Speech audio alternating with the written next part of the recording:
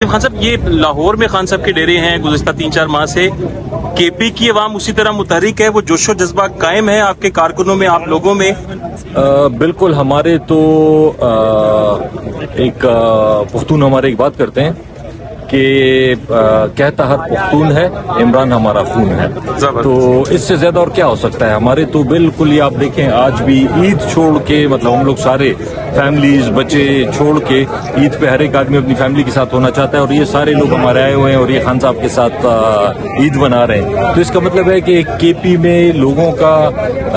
ایک ہی میرے خیال میں بس ایک ہی طرف ووٹ ہوگا، مولانا فضل الرحمان کا یا ایم پی کا کچھ بھی نہیں، وہ فارغ ہوگا۔ پر امید ہیں سپریم کورٹ کے حکم پر عمل درآمد کے لیے؟ انشاءاللہ اگر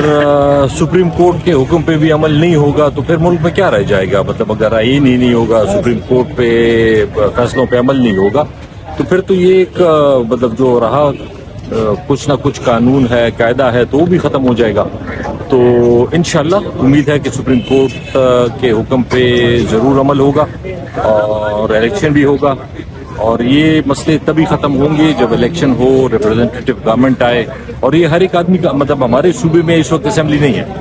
ہمارے صوبے میں گورنمنٹ جو تھی کیئر ٹیکر سیٹ اپ، اس کا تو 90 دن کا ٹائم ہوتا ہے، 90 دن کا ٹائم جب ختم ہو جاتا ہے تو پھر تو وہ ان کے ہر ایک چیز لیگل ہو جاتی ہے۔ تو مجھے نہیں پتا یہ کس سوچ میں ہے، یہ پاکستان کے ساتھ کیا کرتا ہے۔ ایک آخری سوال صاحب، یہ مولانا فضل الرحمان کی آپ نے بات کی، اب یہ براہ راست نام لے کے سپریم کورٹ آف پاکستان کی چیف جسٹس کو ٹی وی پہ دھمکیاں دے رہے ہیں، اگر یہ کوئی پریکٹیکل ایسا کرنے جاتے ہیں، سپریم کورٹ پہ حملہ آور ہوتے ہیں چیف جسٹس صاحب پہ،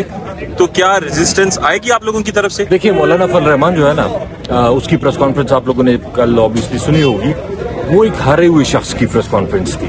ایسا آدمی جو کہ ہمت بھی ہار چکا ہے، اور اسے یہ امید ہے، وہ سپریم کورٹ کو ڈکٹیشن دے رہا تھا کہ آپ عمران خان کو نااہل کریں اور الیکشن اس کے بعد ہو تاکہ مقابلہ نہ ہو۔ اب اس کو یہ پتا ہے کہ وہ الیکشن میں عمران خان کا مقابلہ نہیں کر سکتا، اسی وجہ سے وہ کہہ رہے ہیں کہ جن کو ڈسکوالیفائی کریں تب الیکشن کریں۔ تو اس سے کیا امید ہو سکتی ہے؟ انشاءاللہ کچھ بھی نہیں ہوگا، یہ وہ پہلے بھی کہتے رہے، اور پی ٹی آئی انشاءاللہ خان صاحب آنے والے وزیر اعظم۔ Thank you for your time sir, thank you.